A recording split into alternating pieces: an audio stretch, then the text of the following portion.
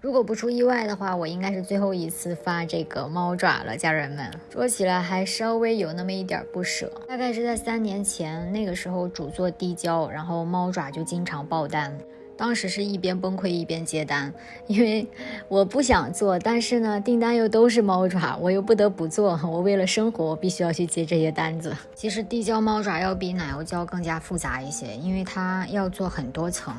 像流沙的呀，或者蒙利的猫爪呀，光变的猫爪，只有脱模了之后才最终知道这个东西到底有没有翻车。一旦翻车了的话，这个蒙利也知道的，成本也不低，整个猫爪就报废了。这一批全都是我们的猫爪首席乃夫星球的作品，反正他在后期发展的过程中，他的猫爪就已经比我做的好看很多了，所以我就没有再去卷猫爪了。可以说我是很有自知之明吧。包括他后来出了一个猫爪教程，收录在我的这个手工课里面，那个教程真的教的极其的详细，我是打心眼里特别佩服乃夫星球的这个猫爪功力，至今都无人能敌。那我们这一场猫爪就定档在这一周五晚上的8点钟，大家有空的话来我直播间玩哦。